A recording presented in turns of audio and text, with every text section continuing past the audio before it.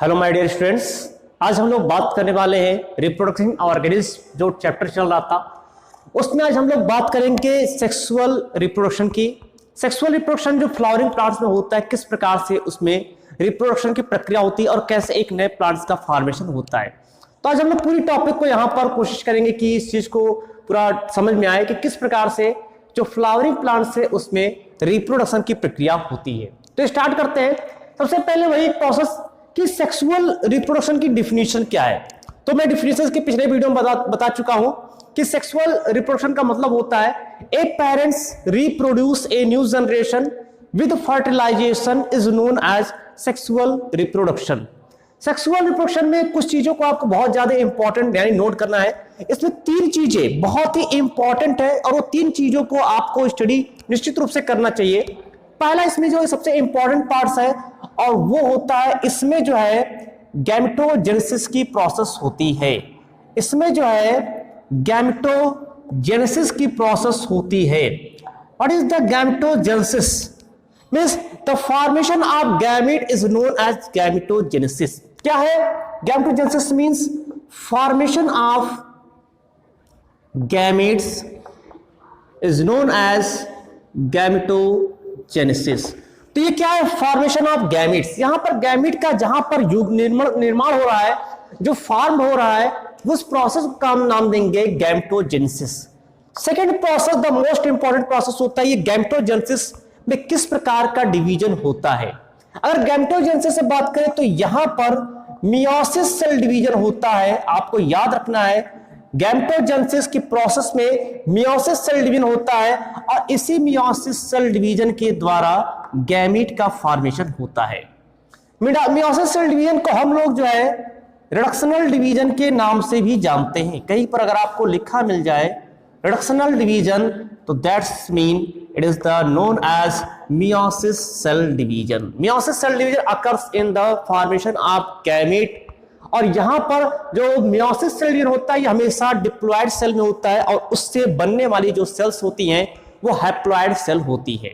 तो आपको इतना याद रखना है कि मियोसिस सेल डिवीजन एक डिप्लॉयड सेल में होता है, मदर सेल में होता है और उससे जो है वहां पर गैमीट जो कि एक हैप्लॉयड गैमीट होता है उस गैमीट का फॉर्मेशन होता है। यानी गैमीट कैसे होते हैं, अब इस चीज को भी याद रखना है। जो गैमीट होता है वो गैमीट हमेशा हैप्लॉयड फॉर्म में होते हैं। n इक्वल टू हैप्लॉयड, आपको याद रखना है n equal to haploid form में होते हैं। इस चीज को आपको अगर नोट है और कहां से बना है तो मियोसिस सेल डिवीजन के द्वारा यहां पर बनता है। तीसरी प्रोसेस, जब गैमेट का फॉर्मेशन हो जाता है तो एक मेल गैमेट बनता है और दूसरा फीमेल गैमेट बनता है। उस मेल और फीमेल गैमेट के बीच फ्यूजन होता है और यही वास्तव में सेक्सुअल रिप्रोडक्शन होता है। क्या हो रहा है? मेल एंड फीमेल के बीच में फ्यूजन हो रहा है, दैट्स मीन फर्टिलाइजेशन हो रहा है। फर्टिलाइजेशन मतलब होता है यहां पर जो है mail and female gamete fused with each other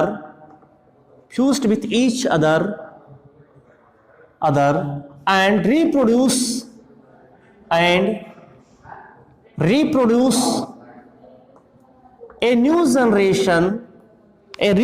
a new generation is known as fertilization. New generation is known as fertilization. यह है फर्टिलाइजेशन की प्रोसेस होती है। फर्टिलाइजेशन में होता क्या है आपको याद रखना है कि fertilization is the process of fusion in between gametes. कौन से गैमेट्स में? मेल एंड फीमेल गैमेट के फ्यूजन की बात हो रही है। तो ये थ्री प्रोसेस आपको याद रखना है कि फ्लावरिंग प्लांट्स जहां पर सेक्सुअल रिप्रोडक्शन होता है, मैं यहां पर केवल फ्लावरिंग प्लांट्स की अगर बात ना करूं, अगर एनिमल में बात करूं तो यही सेम प्रोसेस आपको ऑर्गेनिज्म में दिखाई पड़ेगा, चाहे वो एनिमल हो या फिर प्लांट्स हो। तो ये थ्री प्रोसेस जो होता है किसी भी सेक्सुअल रिप्रोडक्शन की अगर प्रोसेस हो रही है तो इन तीन प्रोसेस से होत करके ही सेक्सुअल रिप्रोडक्शन की प्रोसेस होगी। अगर एसेक्सुअल हो रहा है तो वहां पर ये तीनों प्रोसेस जो है नहीं पाई जाएंगी, एब्सेंट होगा। ये आपको यहां पर नोट करके रखना है। तो पहली तीन प्रोसेस यहां पर हो गई। फिर स्टार्ट करते हैं कि फ्लावरिंग प्लांट्स जो है वो है क्या। फ्लावरिंग प्लांट्स यानी कि एक ऐसा प्लांट जिसके पास फ्लावर प्रेजेंट है और उस फ्लावरिंग प्लांट्स को हम लोग नाम देते हैं। अगर फ्लावरिंग प्लांट्स की बात किया जाए तो फ्लावरिंग प्लांट्स जो होता है इसको जो है एंजियोस्पर्मिक प्लांट्स भी कहते हैं। आपको याद रखना है, इसे एंजियोस्पर्मिक प्लांट्स के नाम से भी जानते हैं। एंजियोस्पर्मिक प्लांट्स जिसे फ्लावरिंग प्लांट्स कहते हैं, मींस यहां पर क्या है, यहां पर प्रेजेंट है फ्लावर। क्या प्रेजेंट है? फ्लावर प्रेजेंट है। What is flower? फ्लावर क्या है? अब यहां पर एक क्वेश्चन कि अगर इसमें फ्लावर प्रेजेंट है तो फ्लावर क्या है? What is flower? तो आप यहां बोलना है कि flower it is the part of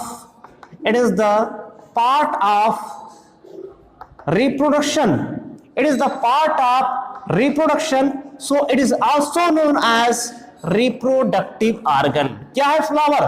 तो फ्लावर आप तुरंत समझ में आ जाएगा कि flower is the reproductive organ of the plants. कौन से प्लांट? Angiospermic plant. तो फ्लावर क्या है? Flower is the reproductive organs of angiospermic plants. तो ये आपका फ्लावर वाला पोर्शन हो गया। फ्लावर जो एक टिपिकल फ्लावर कितने उसमें जो है पार्ट्स प्रेजेंट होते हैं, कौन कौन से उसमें पार्ट्स पाए जाते हैं? यानी कि अगर हम बात करें टिपिकल फ्लावर की, यानी कि यहां पर तो जो फ्लावर होता है, फ्लावर हैव फोर पार्ट्स या यहां पर मार सकते 4 पार्ट्स। अब 4 पार्ट्स है कौन और उसका क्या रोल है इसके रिप्रोडक्शन में, क्या रोल है इस नए प्रकार के प्लांट्स बनाने में, क्या रोल है उसके सेक्सुअल रिप्रोडक्शन में? क्योंकि flower it is also reproductive organs, so it have 4 parts. The first is calyx. What is the calyx? Role of calyx. Calyx की बात करें, the calyx unit, the unit of calyx is known as sepal. Sepal क्या है? The unit of calyx. A group of sepal is known as calyx. ये आपको याद रखना है। कैलिक्स क्या है? सेपल का एक समूह होता है। और ये कैलिक्स करता क्या है? ये कैलिक्स एक्चुअल में जब प्लांट्स जो होता है अपने एम्ब्रियोनिक स्टेज में होता है तो ये जो उसके अदर पार्ट्स होते हैं फ्लावर के, उस पार्ट्स को सुरक्षा देता है। यूजुअली ग्रीन कलर के होते हैं, बट अगर मान लेते हैं ये थोड़े से कुछ कलर होते हैं तो उसको लोग कहते हैं पेटलवाइड के नाम से जानते हैं। लेकिन मोस्टली कैसे होते हैं? ग्रीन कलर के होते हैं। उनका काम होता है ये कवरिंग, यानी कि ये क्या दे रहा है? सुरक्षा करने का काम कर रहा है। ये एक प्रकार से पूरे पार्ट्स ऑफ फ्लावर, जो अदर पार्ट्स ऑफ फ्लावर है, उसको कवर करने का काम यहां पर कर रहा है। और इसके अलावा बेस देता है। जब खिल जाता है पुष्प तो उसको एक बेस प्रदान करता है, यानी बेसल पार्ट होता है। ये कौन सा पार्ट है? It is the basal part of the flower is known as calyx. Second जो होता है, अगर बात किया जाए तो सेकंड है करोला। करोला क्या है? करोला की यूनिट क्या है? करोला की यूनिट होती है petal. Petal is the unit of corolla, या कह सकते हैं a bunch of corolla, a bunch of petals is known as corolla. Corolla कैसा है? करोला एकदम ये ग्रीन कलर का मोस्टली कैसा होता है? ये ग्रीन कलर का होता है कैलिक्स। तो ये यहां पर अगर बात करें तो ये जो करोला होता है ये बहुत ही ज्यादा यानी कि डिफरेंट कलर का होता है, कलरफुल होता है, एकदम कलर होता है। कुछ उसमें येलो कलर के दिखाई पड़ेंगे तो कहीं पर आपको वायलेट कलर के दिखाई पड़ेगा, या कहीं रेड होंगे, कहीं पिंक होंगे, व्हाइट होंगे। इस तरह से डिफरेंट कलर के प्रेजेंट होते हैं। इनका काम क्या होता है? इनका जो मेन रोल होता है ये अट्रैक्ट करता है किसको? इंसेक्ट्स को, ऑर्गेनिज्म को, एनिमल्स को। किस लिए यहां पर ये अट्रैक्ट कर रहा है? तो ये अट्रैक्ट कर रहा है फॉर द पॉलिनेशन। तो ये क्या कर रहा है? Attract to the insects, attract to the insects and animals and other animals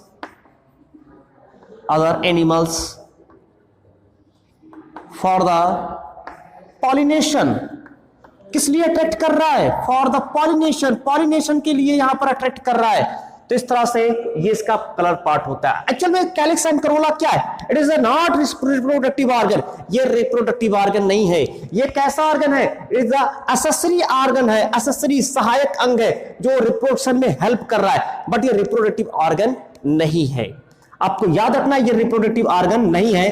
तीसरा जो पार्ट है it is known as androecium. क्या है? Androecium. The unit of androecium is known as stamen. The unit of androsium is known as stamens, or it is also known as it is also called that the bunch of stamens is known as androecium. Androecium क्या है? It is the male part of flower, it is the male part of the flower, it is the male part of the flower, male part of the flower.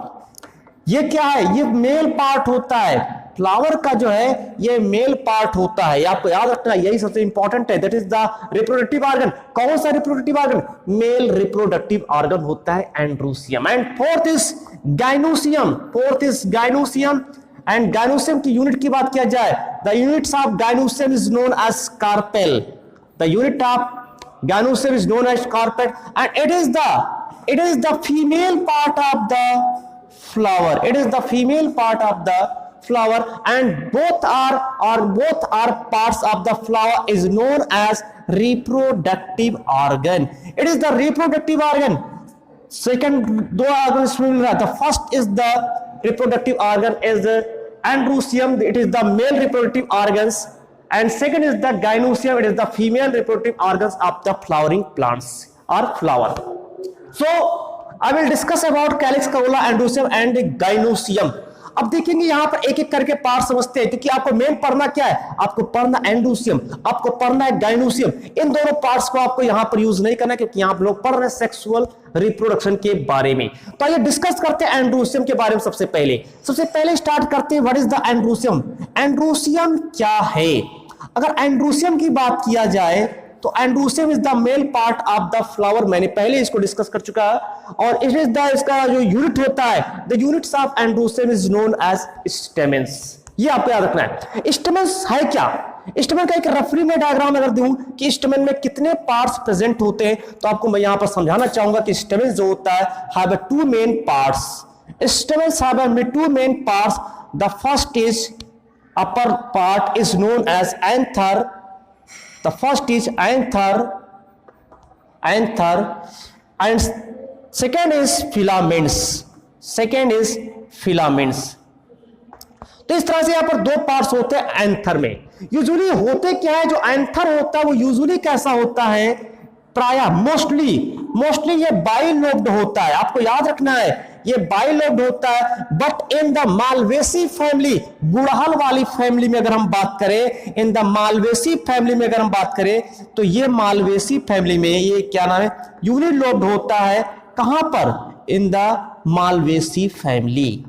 तो आपको याद रखना है जो गुड़हल वाला है, गुड़हल में जो होता है वहां पर ये यूनिलोब्ड होता है और बाइलोब्ड है। और each lobe have two chamber, आपको याद रखना है each lobe have two chamber, each lobe have two chamber. So it is का आल्सो नोन, या कह सकते हैं इसको बाइलोब्ड है, तो विद ये कितने हो जाएंगे? ये 4 चैम्बर होते हैं।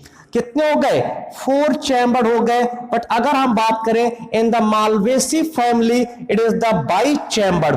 Y bi chamber? Because it have only one lobes present in the anther, so it is known, it is the parts of your unilobe, so it is known as bichambered।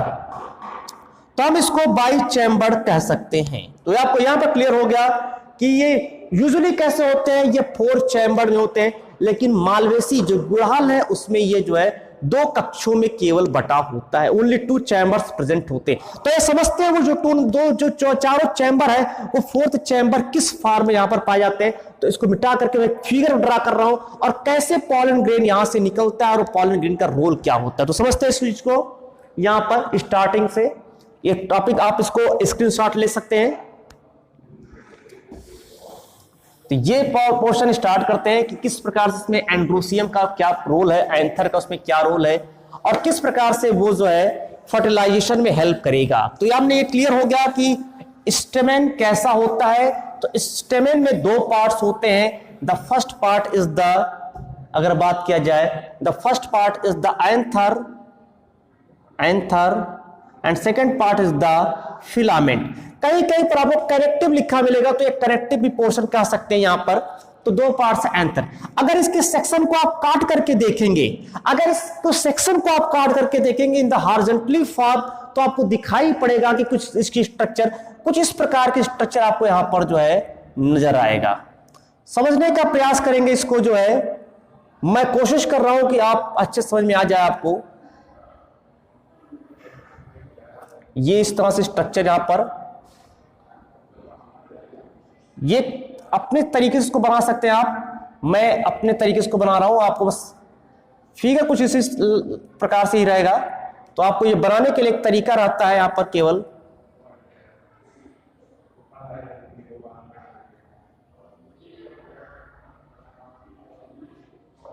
ये हो गया। इसके बाद इसके ऊपर जो लेयर होता है इसको हम लोग नाम देते हैं, यहां पर मैं रफली डायग्राम जल्दी से बना रहा हूं क्योंकि आपको बहुत कुछ समझाना है इसमें आज हमें। एक रफली डायग्राम मैं अगर यहां पर दे रहा हूं तो ये जो ऊपर वाला पार्ट होता है इसको कहते हैं एपिडर्मिस। ये क्या है? It is the part of epidermis. Flower का ये पार्ट है जिसको हम लोग एपिडर्मिस के नाम से जानते हैं। ये एपिडर्मिस हो गया, ठीक। ऐसे इधर भी होगा एक एपिडर्मिस, क्योंकि ये मैच्योर एंथर में बना रहा हूं। एक्चुअल में ये पूरा मैं मैच्योर एंथर बना रहा हूं क्योंकि आपको समझाना है कि किस प्रकार से यहां पर पॉलन ग्रेन निकलता है। तो ये एक मैच्योर एंथर है जो फट चुका है और यहां से पॉलन ग्रेन को रिमूव कराना है हम लोगों को। तो ये यहां पर इसका एपिडर्मिस वाला पार्ट हो गया। इसके बाद का जो पार्ट होगा, थोड़ी सी लंबी लंबी कोशिकाएं होती हैं, बड़ी सी कोशिकाएं होती है, इसको एंडोथीसियम के नाम से जानते हैं। ये आपको याद रखना है, ये एंडोथीसियम वाला पार्ट है, it is known as endothecium. मैं अभी इसका नॉमिनेशन भी आपको करके दिखा दूंगा। यहां पर थोड़ा सा मैं एक रफली डायग्राम मान लीजिए बना रहा हूं। इस डायग्राम को भी आपको तैयार रखना है क्योंकि आपको पता चले कि कहां पर कौन सा जो है पोर्शन है। यहां पर एक वैस्कुलर स्ट्रैंड भी प्रेजेंट होगा और इस वैस्कुलर स्ट्रैंड का वही काम है कि यह जो है जो जाइलम और फ्लोएम इससे प्रेजेंट होता है और यह जो है फोजन और जल को यहां पर पहुंचाता है। बाकी जो सारी सेल्स होती हैं, ये सारे सेल्स से यहां पर आपको मतलब नहीं कुछ ज्यादा। ये न्यूसेलस है, इसको न्यूसेलस सेल्स के नाम से जानते हैं, ठीक है। अभी आपको केवल जो इसके मेन पार्ट्स है उसको आपको पढ़ना है, बाकी पार्ट्स को तो आपको आगे जब पढ़ाई करेंगे, आगे आप बायोलॉजी पढ़ेंगे तो वहां पर आपको ये डिस्कस करने को मिल जाएगा। तो ये पार्ट हो गया इसके पूरे। यहां पर क्या होता है, ये जो ये फट चुका है, ये इसका मतलब फटा हुआ है। ये मैंने जो माउथ ओपन किया है इसका मतलब ये फट चुका है और यहां से जो पॉलन ग्रेन है वो पॉलन ग्रेन यहां पर रिलीज हो रहा है। ये पॉलन ग्रेन यहां पर प्रेजेंट होते हैं और ये यहां से रिलीज हो रहा है, पॉलन ग्रेन रिलीज हो रहा है और यही पॉलन ग्रेन रिलीज होकर के जा करके पॉलिनेशन करेंगे और आगे चल करके उससे फर्टिलाइजेशन की प्रोसेस में ये भाग लेंगे। तो ये इसके पार्ट होते हैं। मैंने क्या कहा नाम, ये इसका स्टोमियम पार्ट होता है, इसको हम स्टोमियम कहते हैं। एक माउथ लाइक स्ट्रक्चर यहां पर चूंकि प्रेजेंट है तो इसको स्टोमियम नाम दिया गया है। That is the part of epidermis. ये एपिडर्मिस है और इसके ठीक नीचे वाले जो सेल्स होते हैं उसको एंडोथीसियम के नाम से जानते हैं। इसकी प्रोसेस आपको पढ़ेंगे, जब आप थोड़ा सा और आगे पढ़ेंगे तो आपको इसकी पूरी प्रोसेस पढ़ाई जाएगी कि किस प्रकार से इसकी पूरी प्रोसेस होती है, कैसे इसका फॉर्मेशन होता है, किस प्रकार से ये डेवलपमेंट करता है, किस प्रकार से मैच्योर होकर के किस प्रकार से फटता है। तो सारी चीजें आपको समझना है और ये यहाँ पर मैं केवल आपको समझाने के लिए बना रहा हूं। वैस्कुलर स्ट्रैंड है और ये जो पूरा आप देख रहे हैं यही है यहाँ पर microspore, and microspore is known as also known as pollen grain. इसे हम लोग पॉलन ग्रेन के नाम से भी जो है जानते। तो इस तरह से यहां पर पॉलन ग्रेन होता है। अब ये बात करते हैं पॉलन ग्रेन के स्ट्रक्चर की, यानी स्ट्रक्चर ऑफ पॉलन ग्रेन की अगर बात किया जाए, इसका पॉलन ग्रेन होता कैसे है, तो ये भी आपको समझना बहुत ही आवश्यक है कि स्ट्रक्चर ऑफ पॉलन ग्रेन का स्ट्रक्चर वास्तव में है कैसा। देखिए पॉलन ग्रेन के स्ट्रक्चर की बात किया जाए तो इसके पास दो मेम्ब्रेन होते हैं। यहां पर मैं एक बड़ा सा पॉलन ग्रेन का स्ट्रक्चर बना रहा हूं। कुछ इस प्रकार के पॉलन ग्रेन होते हैं। देखिए इसके शेप की अगर आप न जाइए, क्योंकि शेप इसके डिफरेंट शेप के होते हैं। कुछ इसमें थोड़ा सा क्या नाम है, अंडाकार ओवल शेप का होगा, कुछ इसमें स्फेरिकल शेप का होगा। तो इसके आप शेप पे मत जाइएगा, बस आपको एक समझना है कि स्ट्रक्चर में क्या क्या चीजें होती हैं। ये पॉलन ग्रेन है, पूरा पॉलन ग्रेन है। इसमें दो वाल होती है, इनर वाल है, इसके बाहर की ओर यहाँ पर एक आउटर वाल होती है, आउटर वाल। ये जो इनर वाल, ये आउटर वाल है, इसको हम लोग एक्साइन के नाम से जानते हैं और जो इनर वाला होता है इसको हम लोग इंटाइन के नाम से यहां पर जानते हैं। एक्चुअल में जो एक्साइन पार्ट होता है ये स्पोरोपोलिनिन से बना होता है। ये आपको याद रखना बहुत ही मोस्ट इंपॉर्टेंट टॉपिक रहता है कि किसका बना होता है। तो एक्साइन पार्ट जो होता है स्पोरोपोलिनिन से बना होता है। इसके कारण ये काफी दिनों तक रह सकता है और ये सड़ता नहीं है, ये बचा रहता है, जीवित रह सकता है। इंटाइन जो होता है ये पेक्टोसेल्यूलोज का बना होता है। आपको याद रखना है ये पेक्टोसेल्यूलोज का बना होता है। तो इसमें एक्साइन पार्ट होता है स्पोरोपोलिनिन एंड पेक्टोसेल्यूलोज इंटाइन रहता है। इसके अलावा अगर मान लेते, चूंकि ये दो प्रकार के प्लांट्स है, मैंने बताया एक मोनोकॉट होता है और एक डाइकॉट होता है ना। तो इन दोनों में डिफरेंस भी पाया जाता है। अगर वो मोनोकॉट का ये जो है पॉलन ग्रेन अगर मोनोकॉट का पॉलन ग्रेन है तो इसके पास केवल एक ही जर्म पोर प्रेजेंट होंगे, वन जर्म पोर यहां पर प्रेजेंट होगा। ये जर्म पोर का काम क्या है? इसी जर्म पोर के माध्यम से जो पॉलन ट्यूब का डेवलपमेंट होगा, अभी आगे पढ़ेंगे, उस पॉलन ट्यूब का डेवलपमेंट इसी जर्म पोर के थ्रू होता है। कहीं पर एक पर पाया जाएगा, यहीं पर आसपास कहीं पाया जाएगा। और डाइकॉट में क्या होती है, इसके में जो है कुल 3 जर्म पोर यहां पर प्रेजेंट होते हैं। तो आपको ये याद रखना है जर्म पोर। जर्म पोर क्या है? जहां से पॉलन ट्यूब का डेवलपमेंट होगा, जहां से पॉलन ट्यूब का डेवलपमेंट होगा उसे हम नाम देंगे जर्म पोर। तो ये इसकी स्ट्रक्चर थी जो उसके एंथर वाले पार्ट से यहां से पॉलन ग्रेन निकला और ये पॉलन ग्रेन अब जाकर के पहुंचेगा, पॉलिनेशन कराएगा। तो उसके पहले सब पढ़ते हैं यहां पर, पॉलिनेशन से पहले गाइनोसियम का पार्ट पढ़ते हैं और उसके बाद तब स्टार्ट करेंगे किस प्रकार से पॉलिनेशन होता है और उसके बाद पॉलिनेशन के पश्चात किस प्रकार से फर्टिलाइजेशन की प्रोसेस वहां पर कंप्लीट होती। तो ये समझते हैं इसके अगला टॉपिक।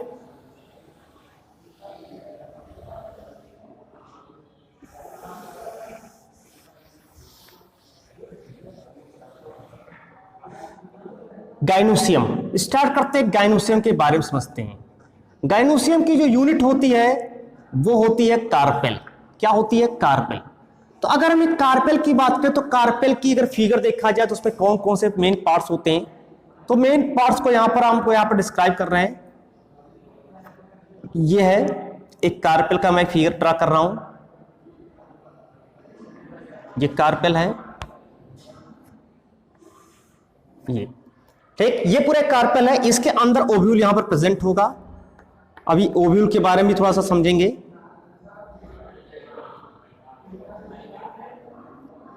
ये ओव्यूल है। इसके पार्ट को पहले समझते हैं। ये जो ऊपर वाला पार्ट आप देख रहे हैं इसको कहते हैं स्टिग्मा, इसको कहते हैं स्टिग्मा। और ये हो गया स्टाइल और ये हो गया ओवरी और इस ओवरी के अंदर है ओव्यूल, ओव्यूल। और ये पार्ट होता है थाइलमस। तो ये पार्ट्स होते हैं गाइनोसियम में। अब गाइनोसियम में सबसे मेन पार्ट्स क्या है, तो वो है ओव्यूल। अगर ओव्यूल को बना जाए तो वैसे तो ओव्यूल 6 प्रकार के होते हैं, आर्थ्रोट्रोपस, एनाट्रोपस, हेमीट्रोपस, एम्फीट्रोपस, कैम्पाइलोट्रोपस, सिरसिनोट्रोपस। बट आपको यहां पर केवल पढ़ना एक ट्रोपस और वो एनाट्रोपस जो लगभग 82% एंजियोस्पर्मिक प्लांट्स में एनाट्रोपस टाइप के ओव्यूल्स ही पाए जाते हैं। तो वो कैसा होता है उसका फिगर आप समझेंगे यहां पर। तो ये ओव्यूल का ये एम्ब्रियो सैक है, इसका डेवलपमेंट अब आप आगे पढ़ेंगे। जब थोड़ा सा आप बायोलॉजी के बारे में सीख जाएंगे तब आपको डेवलपमेंट पढ़ाया जाएगा। ये यहां पे इसका एम्ब्रियो सैक है, इसमें कुल 3 सेल्स होते हैं, ऊपर की ओर 3 सेल्स, नीचे की ओर 3 सेल्स और यहां पर 1 सेल होता है। एक्चुअल में यहां पर अगर आप देखेंगे तो कुल 7 सेल दिखेगा, लेकिन न्यूक्लियस की संख्या यहां पर 8 है। ये मैं यहां पर पॉइंट बनाया हूं, ये न्यूक्लियस आप इसको मानेंगे तो न्यूक्लियस की संख्या आपको 8 दिखेगा। तो ये 7 सेल्ड 8 न्यूक्लिएटेड एम्ब्रियो सैक होता है। और ये यहां पर ये मान लेते हैं ये इसका माइक्रोपाइलिंड है, ये माइक्रोपाइलिंड है, ये माइक्रोपाइलिंड है ये, और ये इसका जो इंटेगुमेंट है ये है इंटेगुमेंट।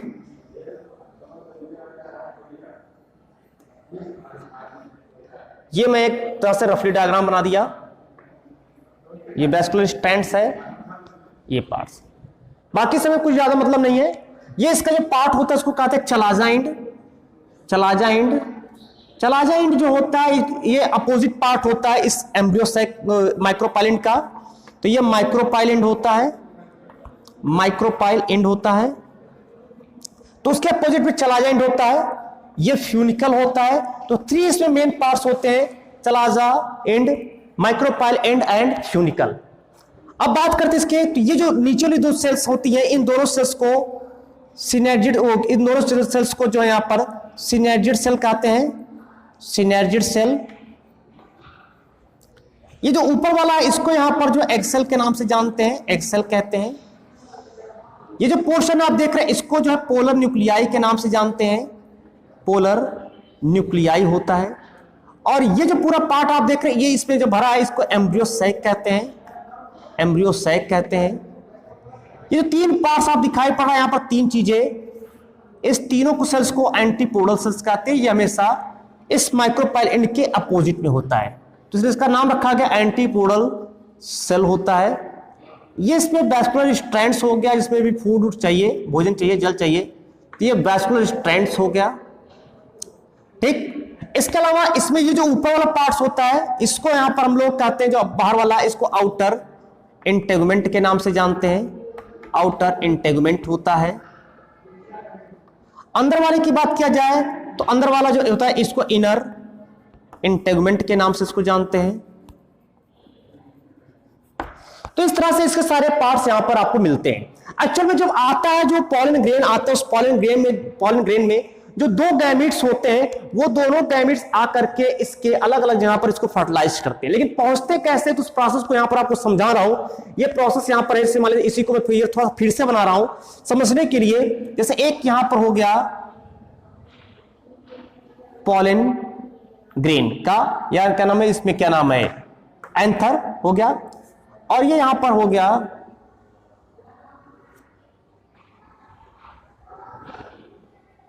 ये यहां पर ओव्यूल है। ठीक है, इसी ओव्यूल तक उसको आना है। तो यहां से जब पॉलन ग्रेन निकलेगा, ये पॉलन ग्रेन पहुंचेगा कहां पर, इस स्टिग्मा पर पहुंचेगा। फिर इस स्टिग्मा पर इसका डेवलपमेंट होगा, पॉलन ट्यूब बनेगा, और ये प्रवेश कर जाएगा इस ओव्यूल के अंदर। यानी कहां पर, इस ओव्यूल के अंदर आकर के यहां पर प्रवेश करेगा।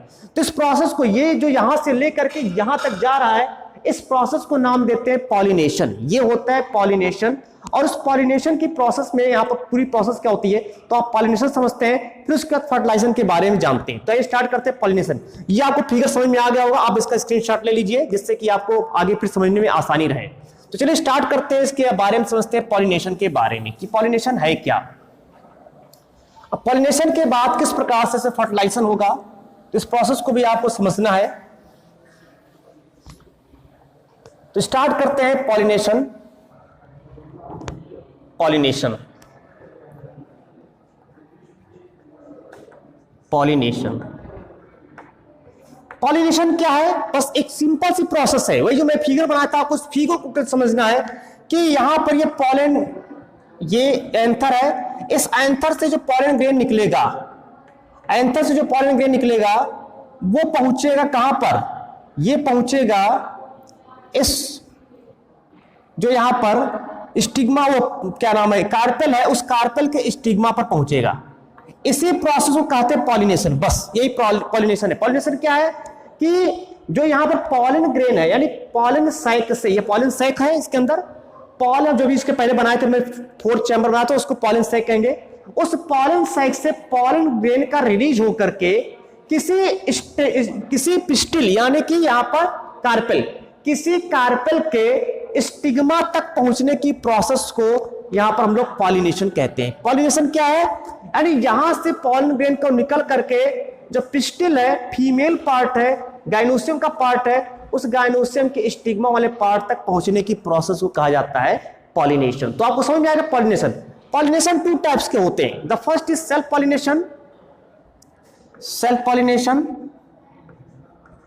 And second is the cross pollination.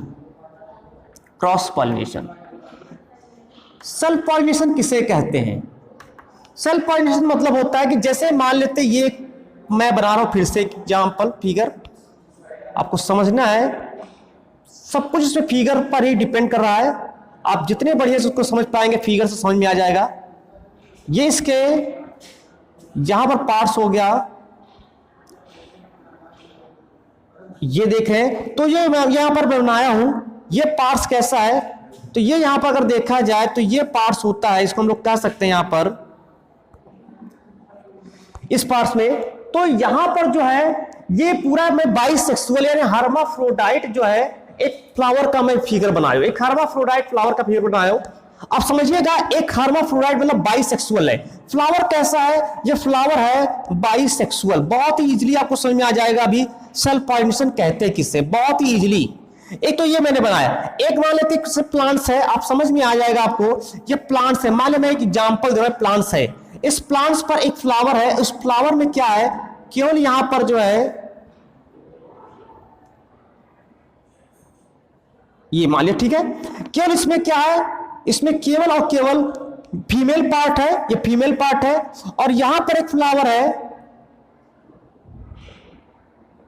जिसमें क्या है, केवल और केवल यहां पर जो है मेल पार्ट है, मान लिया क्या है मेल पार्ट, लेकिन प्लांट एक है, प्लांट एक है, यानी प्लांट क्या है, प्लांट एक ही है, ये पूरा प्लांट है, मान लेते प्लांट का एक पार्ट है, और इसमें ये जो है ये इसका फीमेल पार्ट है, फीमेल फ्लावर है, और ये इसका मेल फ्लावर है यानी मेल पार्ट है। क्लियर? दोनों प्रोसेस में सेल्फ पॉलिनेशन होगा।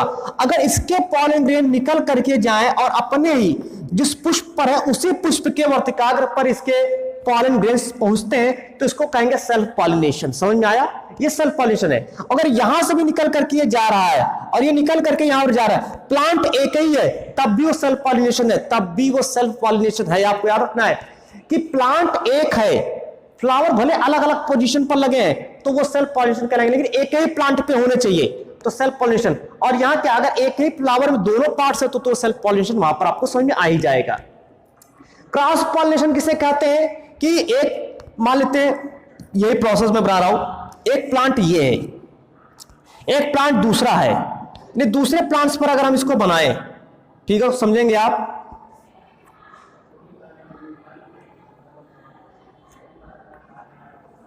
ये यहां पर ठीक है, और किसी रीजन से बस, चाहे बाइसेक्सुअल हो या यूनिसेक्सुअल से मतलब नहीं है, ठीक है।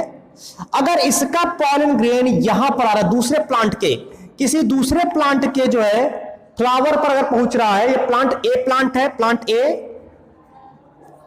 और ये प्लांट बी, तो अगर इसका पॉलन ग्रेन इस पर जा रहा है या इसका पॉलन इस पर जा रहा है तो इस दशा में इसको कहेंगे क्रॉस पॉलिनेशन। तो आपको समझ में आया कि दो है, सेल्फ पॉलिनेशन में क्या हो रहा है, अपने ही फ्लावर के स्टिग्मा पर पॉलन ग्रेन पहुंच रहा है या उसी प्लांट्स के किसी और फ्लावर के स्टिग्मा पर अगर वो पॉलन ग्रेन पहुंच रहा है तो सेल्फ पॉलिनेशन। क्रॉस पॉलिनेशन क्या है, जो एक प्लांट का पॉलन ग्रेन किसी दूसरे प्लांट के उसी स्पीशीज के किसी दूसरे प्लांट के स्टिग्मा पर यदि पहुंच रहा है, किसी दूसरे प्लांट के फ्लावर के स्टिग्मा पर पहुंच रहा है, उस प्रोसेस में हम कहेंगे उसको क्रॉस पॉलिनेशन। क्रॉस पॉलिनेशन की जो प्रोसेस होती है ये यहां पर कई चीजों में होती है। ये वायु के द्वारा हो सकता है, जल के द्वारा हो सकता है, या जंतु के द्वारा हो सकता है, यानी ये एनिमोफिली हो सकता है, एनिमोफिली हो सकता है, या ये हाइड्रोफिली हो सकता है, जल के द्वारा इस पर पॉलिनेशन हो सकता है, या जूफिली हो सकता है, जंतु के द्वारा यहां पर हो सकता है। तो इस तरह से यहां पर जो है एनिमोफिली वायु के द्वारा हो सकता है, जल के द्वारा हाइड्रोफिली, और जूफिली मतलब जंतु के द्वारा यहां पर जो है पॉलिनेशन की प्रोसेस होती है। अब पॉलिनेशन के बाद क्या हो रहा है, इस चीज को समझेंगे कि पॉलिनेशन के बाद क्या हो रहा है। तो पॉलिनेशन के बाद होता है फर्टिलाइजेशन, पॉलिनेशन के बाद होता है यहां पर फर्टिलाइजेशन। ये फर्टिलाइजेशन की प्रोसेस आप समझेंगे यहां पर, ये क्या है, फर्टिलाइजेशन। फर्टिलाइजेशन इसमें क्या होता है, इसमें आपको याद रखना है, इसमें डबल फर्टिलाइजेशन होता है। आपको याद रखना है एंजियोस्पर्मिक प्लांट का सबसे इंपॉर्टेंट कैरेक्टर है, इसमें डबल फर्टिलाइजेशन होता है, डबल फर्टिलाइजेशन होता है। आपको समझेंगे, बहुत इजीली मैं समझाने का प्रयास करूंगा। मैं यहां पर एक फिर से वही फ्लावर का पार्ट्स में मान के चल रहा हूं, ये मैं खूब बड़ा सा बना रहा हूं जिससे कि आपको समझ में आ जाएगा।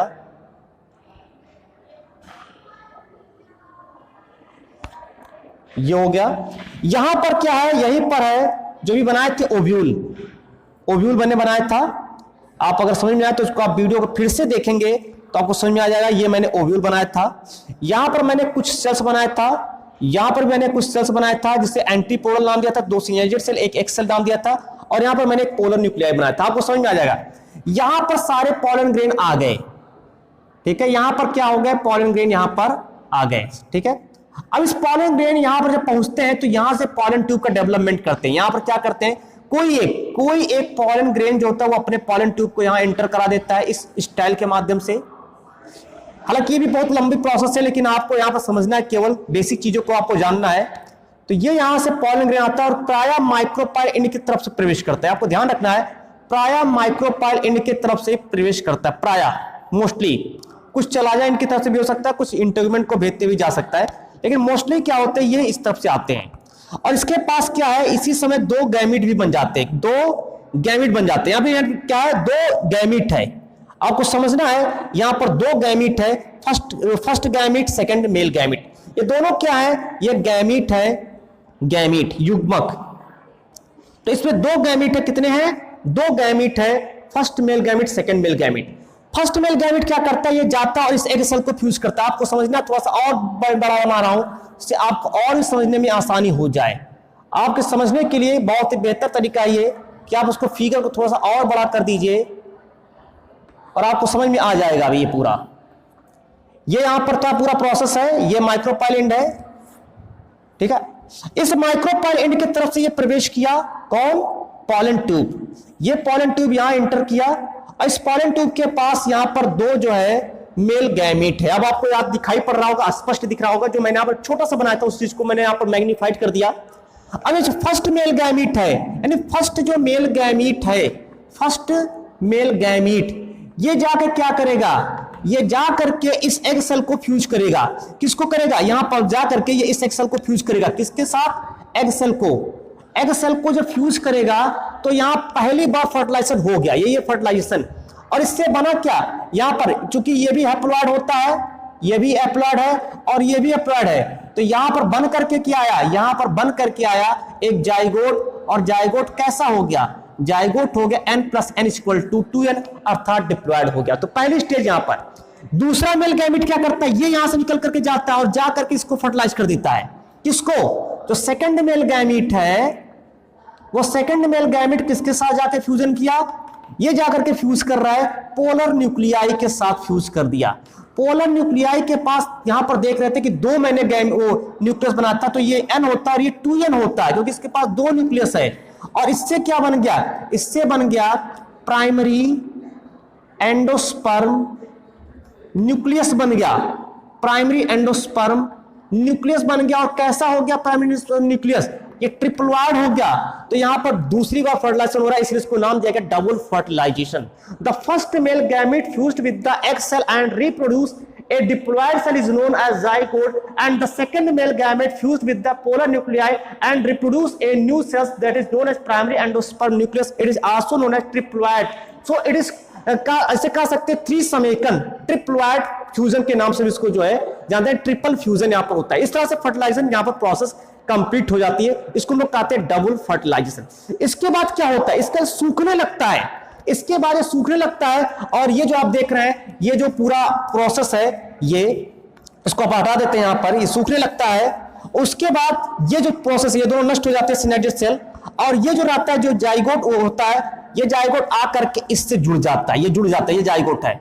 और ये जो आप देख रहे हैं एंडोस्पर्म, प्राइमरी एंडोस्पर्म न्यूक्लियस, ये बना लेता है एंडोस्पर्म बना देता है, ये एंडोस्पर्म का डेवलपमेंट करना शुरू कर देता है।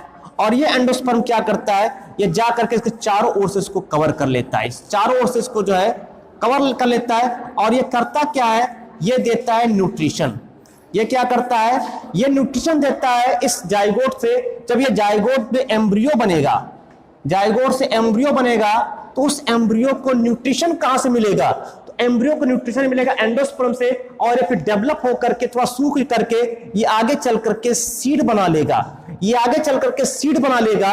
और इसके ऊपर जो इंटेगमेंट है, आउटर इंटेगमेंट, इनर इंटेगमेंट, ये आउटर वाला यहां पर टेस्टा बना लेगा और इंटरनल वाला यहां पर टेगमेंट का निर्माण कर लेगा। इस तरह से जो सीड होता है, वो सीड के ऊपर आप दो चोल पाएंगे, एक टेस्टा होता है और एक टेगमेंट बना होता है। ये आपको याद रखना, टेस्टा किससे बनता है, आउटर इंटेगमेंट से बनता है, और टेगमेंट इनर इंटेगमेंट से बनता है।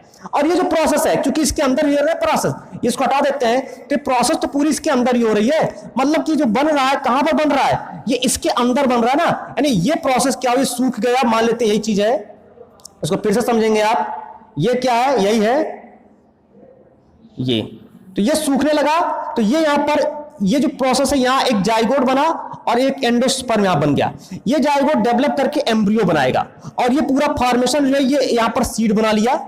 और ये जो पूरा पोर्शन आप देख रहे हैं ओवरी वाला, ये डेवलपमेंट के थ्रू यहां पर फ्रूट बना लेता है। ये क्या बनाता है, फल बनाता है। इसलिए कहा जाता है कि जिस फ्रूट का फॉर्मेशन में केवल ओवरी भाग लेता है, वही सत्य फल है। यदि ओवरी के स्थान पर कोई और भाग ले रहा है फल बनने में, तो वो असत्य फल कहलाता है। तो इस तरह से ये डेवलप होकर के फ्रूट बनाएगा।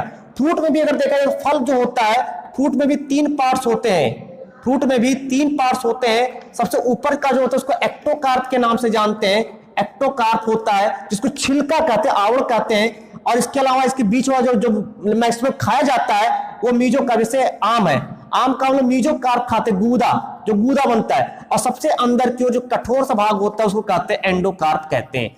तो इस तरह से यहां पर जो है फ्रूट में भी मीजोएक्टोकार्प, मीजोकार्प, एंडोकार्प होता है और उसके अंदर पाया जाता है ये सीड, और ये सीड आगे चलकर डेवलपमेंट के द्वारा एक नया प्लांट बना लिया। ये पूरी प्रोसेस आपने देखा कि सेक्सुअल रिप्रोडक्शन किस प्रकार से हुआ, जहां पर फर्टिलाइजेशन हुआ वही रिप्रोडक्शन है, और फर्टिलाइजेशन के बाद यहां पर एक नया प्लांट बनने की ओर फिर से प्रेरित हो गया। एम्ब्रियो डेवलपमेंट के द्वारा एक नया सीड बनेगा और वो सीड से फिर क्या होगा, एक नया प्लांट्स यहां पर बन जाएगा। तो ये पूरी प्रोसेस आपने देखा कि किस प्रकार से फ्लावरिंग प्लांट्स में सेक्सुअल रिप्रोडक्शन की प्रोसेस होती है। आई होप आप लोग को ये पूरा प्रोसेस समझ में आया होगा। अगर आपको समझ नहीं आया तो इस वीडियो को फिर से आप देखिए, क्योंकि जब आप इस वीडियो को शुरू से अंत तक पूरा देखेंगे तभी ये वीडियो आपको पूरा समझ में आ जाएगा, इस पूरे पार्ट्स को आपको समझ में आएगा, आपको बेसिक नॉलेज यहां पर हो जाएगा। जब आप फ्यूचर में पढ़ेंगे इस चीज को बहुत डिटेल में पढ़ेंगे तो आपको ये बहुत ज्यादा हेल्प देगा।